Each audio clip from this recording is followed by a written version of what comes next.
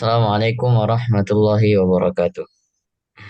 Waalaikumsalam Waalaikumsalam warahmatullahi warahmatullahi wabarakatuh. wabarakatuh. Billah, Allahumma salli wa sallim wa barik ala sayyidina Muhammadin miftahi babi rahmatillah.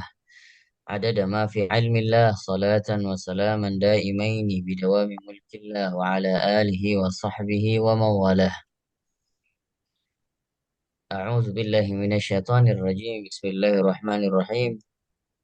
Subhanaka la ilma lana illa ma 'allamtana innaka antal alimul hakim. رب اشرح لي صدري ويسر لي أمري واحلل عقدة من لساني يفقه قولي. قال رسول الله صلى الله عليه وسلم: خيركم من تعلم القرآن وعلمه. وقال أيضا في حديثه: من سلك طريقا يلتمس به علما سهل الله له به طريقا إلى الجنة، أو كما قال رسول الله صلى الله عليه وسلم. Alhamdulillah, amma ba'd. Malam ini kita masih diberikan kesempatan oleh Allah Subhanahu wa taala berjumpa kembali dalam rangka menuntut ilmunya Allah Subhanahu wa taala, yang dimana tidak terlepas daripada ibadah dan serta mengharap keberkahan dan keridhaan Allah Subhanahu wa taala. Semoga pertemuan kita, silaturahim kita, serta eh, majelis kita selalu dalam lindungan Allah Subhanahu wa taala dan dijadikan sebagai bekal dan ladang ibadah kita untuk bertemu untuk bertemu dengan Allah Subhanahu wa taala di hari akhir nanti. Baik, alhamdulillah, kemarin kita sudah menyelesaikan dua bab terkait dengan makharijul huruf. Adapun hari ini kita akan melanjutkan terkait dengan bab selanjutnya yang tidak terlepas masih di dalam bab makharijul huruf. Artinya kita melanjutkan di bab makharijul huruf di fasal di fasal makhraj yang selanjutnya. Baik.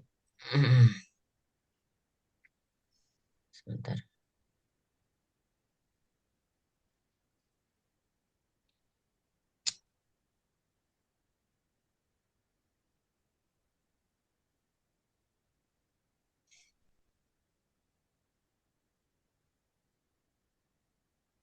Baik.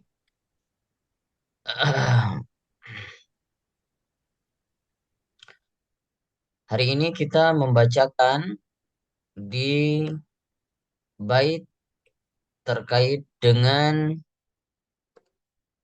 lanjutan daripada bab makharijul huruf di bait ke-12. Bait ke-12. Qala qala al-musannifu rahimahullahu taala wa nafa'ana bi'ulumihi fid dharain amin. Sekarang mulainya di aqsal lisan. Ya, kita mulai masuk ke dalam bab lisan. Kemarin kita belajar terkait dengan al-jauf 2 pertemuan yang lalu. Kemudian kita masuk ke dalam bab halqiyah, bab tenggorokan kemarin.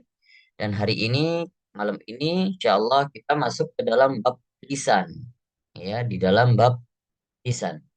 Dimulai dari bait aqsal lisan. Bismillahirrahmanirrahim. Aqsal lisani fawqu summal kafu.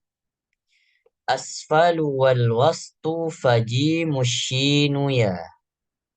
Nah, kita bahas hari ini 2 bait saja. 2 bait setengah-setengah. Nah, kalau 1 bait hitungnya dari sini sampai sini, ini hitungnya 1 bait. Jadi kita belajar hari ini cukup setengah bait hitungannya 1 bait juga. Jadi setengah bait 12, setengah bait di 13. Adapun waddad min hafatihi izwaliya, ini juga masih di bab lisan.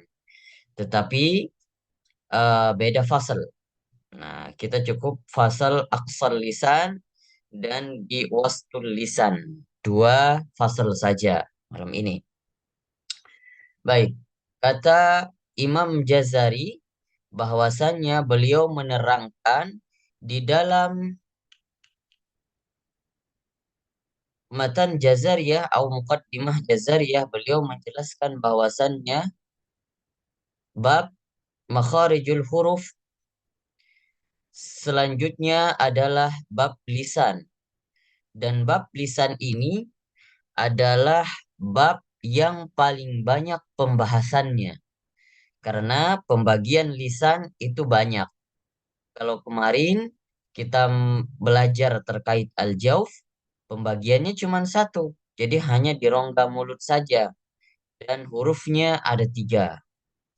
Nah, jadi wilayah rongga mulut itu hanya, kalau diibaratkan hanya tiga rumah saja atau tiga penduduk saja. Masing-masing punya rumah sendiri dan punya penduduk sendiri. Gitu. Dan kemudian kemarin kita lanjutkan dengan halqiyah. Nah, di sana ada tiga wilayah, ya, ada tiga kecamatan lah istilahnya. Ada Adenal Halqi, ada Wastul Halqi, dan ada Aqsal Halqi. Dimulai daripada pangkal tenggorokan, kemudian naik ke tengah tenggorokan, kemudian naik lagi ke ujung tenggorokan. Masing-masing wilayah dihuni oleh dua rumah, ya, atau dua penduduk, gitu. Jadi dua-dua huruf di masing-masing wilayahnya. Adapun sekarang kita belajar terkait dengan aksar lisan, terkait dengan lisan, bab lisan ini adalah wilayah atau provinsi yang paling banyak penduduknya. Jadi kalau bisa dikatakan ini ibaratnya, nah kita belajar terkait dengan regional wilayah Jakarta. Jadi yang sangat banyak penduduknya, padat ini di bagian lisan, ya. Nanti ada beberapa wilayah-wilayah yang dibagikan. Nah, termasuk wilayah sengketaan yang kemarin kita bahas, bahwasannya ada dari wilayah bagian tenggorokan ternyata ada satu penduduk yang menetap di persengketaan, di tanah sengketa. Apakah ini masuk ke dalam lisan atau ini masuk ke dalam tenggorokan? Yaitu huruf kha dan gha, ya, bukan, yaitu huruf kaf, dan qaf. Nah, ada yang mengatakan bahwasannya itu dua huruf qaf atau kaf itu masuk ke dalam tenggorokan. Tapi jumhur ulama mengatakan ini masuk ke dalam wilayah lisan. Gitu. Nah, baik, karena wilayah lisan yang pertama aqsal lisan, yang di pangkal lisan ini bertepian atau langsung berdampingan dengan ujung daripada tenggorokan. Jadi hanya bergeser sedikit dari huruf ghain dan kha, langsung kemudian di atasnya kalau kita maju sedikit langsung bertemu dengan rumah qaf dan kaf. Nah, makanya qaf dan kaf ini sudah masuk ke wilayah lisan. Begitu. Baik. Kemudian beliau menyebutkan aqsal lisani fauqu summal kafu. Jadi aqsal lisan yang bagian atas kemudian dilanjutkan juga huruf kaf termasuk ke dalam aqsal lisan. Lalu dijelaskan asfalu wal wastu fajimus shinuya. Nah, jadi kemudian lisan bagian tengah yaitu makhrajnya huruf jim, shin, dan huruf ya. Lisan bagian pinggir yaitu makhrajnya dot dari pinggir lisan. Nah, ini sudah masuk ke dalam bait selanjutnya di lanjutan selanjutnya. Wadadu ini masuknya ke lisan bagian pinggir. Nah, jadi ada bagian lisan itu yang harus kita ketahui. Sebenarnya ada beberapa wilayah. Yang pertama, ada wilayah pangkal lisan, kemudian ada di bagian tengahnya lisan, kemudian ada di ujung tarful lisan, ujung lisan. Nah, ini. Jadi ada tiga wilayah utama terlebih dahulu. Ada pangkal lisan, ada pertengahan lisan, kemudian ada ujung lisan. Kalau diibaratkan ini sebagai lisan, lidahnya, ada pangkal, tengah, dan ujung. Lalu ada bagian tepi lisan. Ada huruf yang keluar daripada tepi lisan. Dan bagian tepi ini dibagi lagi. Ada bagian pangkal tepi, ya, disebut aqsal haffatil lisan. Kemudian ada di bagian tengahnya tepi lisan, itu disebut adna haffatil lisan. Atau kemudian di ujung tepi lisan, ya, di ujung tepi lisan. Nah, ini bagian lisan yang punya rumah masing-masing. Karena huruf yang paling banyak keluar di bagian lisan. Sehingga kalau dijumlahkan ada 18 huruf kalau tidak salah. Boleh dikoreksi nanti kalau saya salah. Ada 18 huruf yang keluar daripada bagian lisan. Jadi sangat padat. 28 huruf hijaiyah, 18 huruf itu keluarnya dari bagian lisan. Nah, adapun hari ini kita belajar fokus hanya di bagian aksol lisan saja, di pangkal lisan saja, dan di bagian tengah lisan. Nah, ini masih ringan. Huruf-hurufnya ketika dilafalkan masih ringan. Adapun kalau sudah masuk ke dalam bagian tepi lisan, nantinya sudah mulai pelafalan yang sedikit berat ketika melafalkan huruf tersebut. Mungkin selama ini kita melafalkan huruf-huruf tersebut bisa, bukannya tidak bisa, tapi bisa jadi masih keliru. Karena kita masih mengucapkan huruf tersebut tidak sesuai dengan lahjahnya orang Quraisy. Tetapi mungkin kita masih melafalkan sesuai lahjahnya kita, atau lahjah daerah. Makanya masih keluar terkadang huruf, mau mengucapkan huruf bod, nggak mau keluar. Yang keluar huruf bod. Atau kita mau mengucapkan huruf so, yang keluar bukan huruf so, tapi keluarnya huruf sya. Nah, ada beberapa huruf-huruf yang keliru ketika kita melafalkan. Makanya uh, manfaatnya kita belajar tahsin yang sudah dirumuskan oleh ulama-ulama Qur'an yang kita dulu, ya. Jadi termasuk Imam Al-Jazari, sehingga beliau juga merumuskan satu bab terkait dengan bab makharijul huruf. Sehingga sebenarnya kalau di dalam diskursus keilmuan ini di dalam bagian bahasa juga dipelajari. Namanya mungkin bisa ada diskursus ilmu pengetahuan fonologi, ya, terkait dengan eh, keluarnya huruf atau terkait dengan ilmu suara. Kalau di dalam bahasa Arab kita dulu pernah belajar namanya ilmu aswat, yaitu ilmu terkait dengan pita suara atau terkait dengan suara. Yang di dalamnya juga dibahas terkait dengan bagaimana tempat-tempat keluarnya huruf. Gitu. Nah, jadi kita tadi memasuki aksol lisan. Baik, mungkin lebih jelasnya saya share PPT yang selanjutnya yang lebih jelas untuk dipelajari karena ada gambarnya sekalian. Nah, di mana kita ketahui nantinya ada huruf-huruf yang keluar daripada bagian lisan dari mana saja. Oke, baik.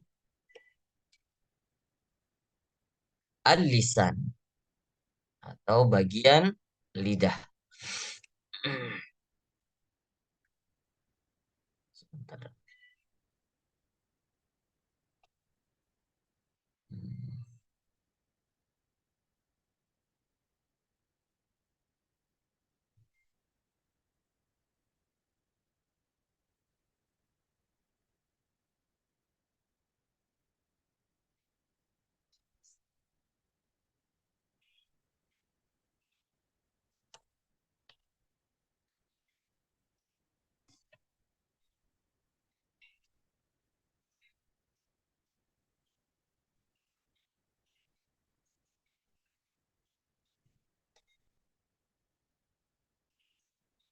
Baik. Bagian lisan yang pertama ada huruf qaf, bagian pangkal lisan. Huruf qaf. Huruf qaf, aduh, baik.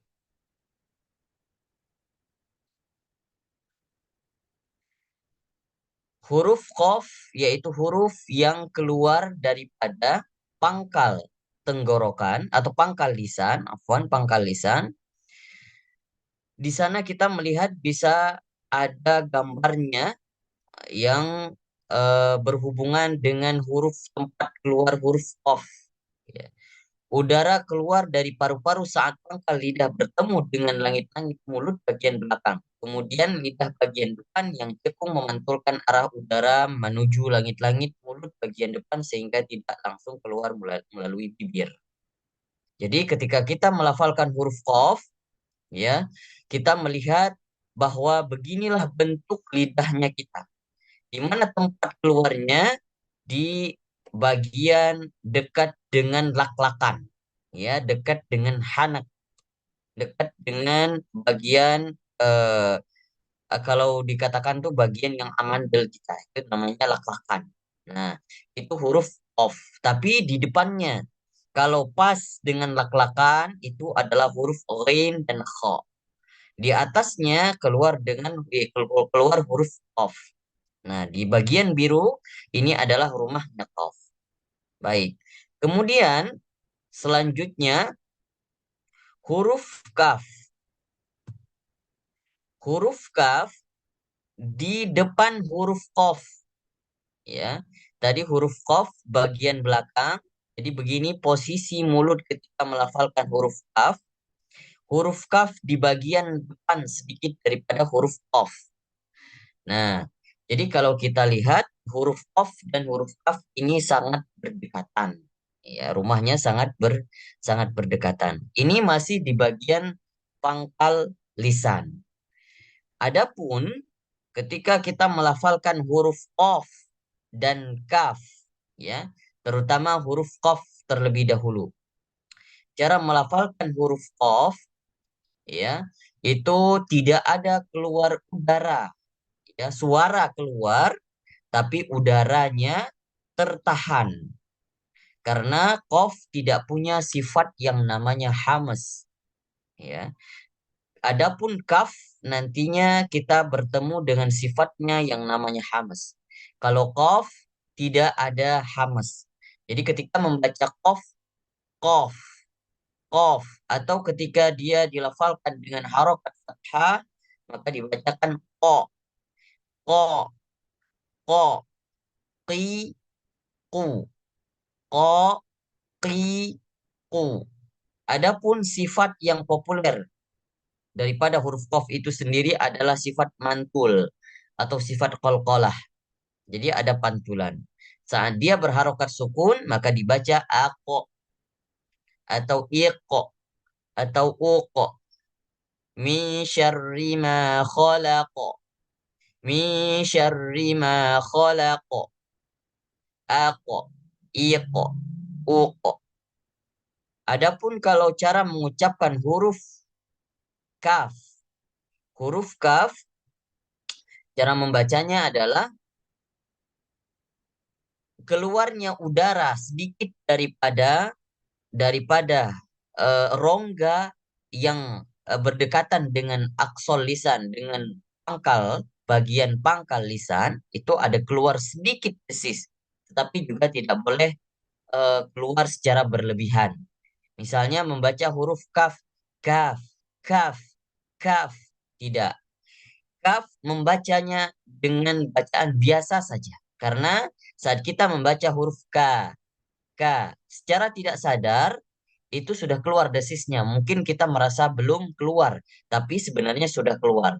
Desis yang paling kecil adalah huruf kaf di antara sifat-sifat huruf hamas lainnya. Huruf kaf yang paling kecil. Jadi saat mungkin kita tidak menyadari di mana desisnya. Nah, saat kita melafalkan huruf kaf itu secara tidak sadar desisnya sudah keluar. Jadi ketika membaca dalam harokatnya fathah bacanya ka. Ka, ki, ku. Ka, ki, ku. Adapun desis yang sedikit terasa saat dia berposisi sukun. Bacaannya ak, ik, uk. Nah, ini sedikit terasa desisnya. Adapun saat dia berharokat tidak terasa. Begitulah banyak huruf hijaiyah yang ketika sifatnya sangat terasa dan sangat timbul, ya. Sangat timbul sifatnya ketika huruf-huruf ini berharokat sukun, bukan berharokat saat dia berharokat fathah, kasrah atau zummah. Tetapi saat dalam posisi sukun, ini huruf-huruf hijaiyah lebih besar sifatnya di antara huruf-huruf yang berharokat fathah, kasroh, dan zummah. Baik, kemudian kita lanjutkan di bagian fasal yang kedua, tengah lisan. Apa saja yang masuk di wilayah tengah lisan? Ada 3 huruf. Yang pertama, shin. Yang kedua, jim. Yang ketiga, ya. Ya. Namun, ada huruf yang 3 huruf spesial atau huruf vokal, disebut dengan huruf vokal, yang dianya punya 2 rumah. Jadi ada rumah di bagian makhraj yang lain dan dia ada rumah yang lain di makhraj yang lainnya. Contohnya yaitu 3 huruf spesial alif, waw, dan ya. Kemarin kita bahas A pertama dia masuk ke dalam makhraj huruf daripada tenggorokan yaitu aqsal halqi A, dan kemudian alif juga masuk ke dalam al-jauf, rongga tenggorokan. Jadi dia punya 2 rumah. Begitu juga huruf waw. Huruf waw juga punya 2 rumah. Yang pertama, dia masuk ke dalam al-jauf, rongga mulut. Kedua, dia masuk ke dalam 2 bibir, ya, huruf yang keluar dari 2 bibir. Kemudian ya, yang sekarang kita ketemu di makhraj huruf pertengahan lisan. Ternyata dia juga punya rumah di bagian al-jauf. Dua rumah. Dia juga punya 2 rumah. Adapun huruf yang lain tidak punya 2 rumah. Cuman alif, waw, ya saja huruf vokal daripada huruf-huruf hijaiyah ini yang punya spesial, ya, yang punya privilege istilahnya. Nah, baik, kita ketemu dengan huruf shin. Kita masuk ke dalam rumah shin. Kita lihat mana tempat keluar huruf shin. Huruf shin bunyi tercipta di lidah bagian tengah dekat ujung yang bertemu langit-langit mulut dengan bibir yang sedikit dikecupkan. Nah, ketika melafalkan huruf shin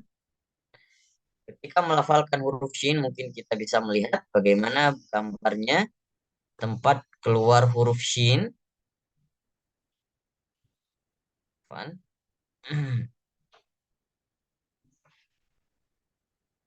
Nah, ini bagian huruf shin. Perhatikan posisi lidahnya karena kita fokus dengan lidah.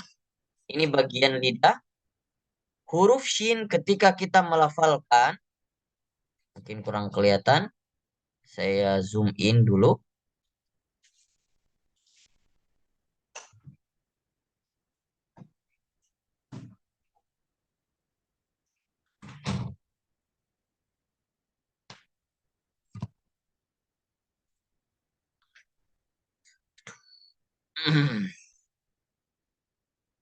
Ya, huruf shin kalau bisa diperhatikan itu di bagian eh, lidahnya tidak berdekatan menempel langsung ke langit-langit atas, tetapi dia sedikit ada rongga di bagian lidah dan tidak bersentuhan langsung, tidak nempel ke bagian langit-langit atas, sehingga desis huruf shin keluar.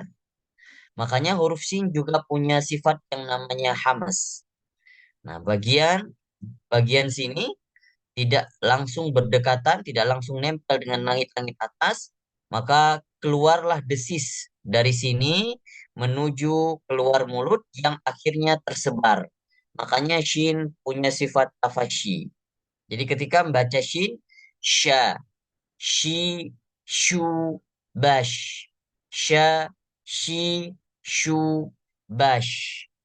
Ketika beliau berharokat kasroh, shin desisnya lebih besar. Bash. Sya, shi, shu, bash. Adapun huruf jim. Adapun huruf jim keluar daripada pertengahan lisan, ya. Tetapi bisa dilihat, diperhatikan, ada perbedaan dengan huruf shin. Huruf jim itu posisi lidahnya langsung menempel dengan bagian langit-langit bagian atas. Sehingga karena tempelan langsung, jadi huruf ja tidak punya sifat hamas, tidak keluar desis ketika melafalkan huruf ja. Tetapi kita bisa merasakan saat melafalkan huruf ja, lidah-lidah kita menempel tepat langsung di bagian langit-langit atas. Kalau kita perhatikan, kita baca, boleh mungkin dipraktikkan Bapak Ibu di rumah masing-masing. Ketika membaca huruf ja, ja, ji, ju, baj.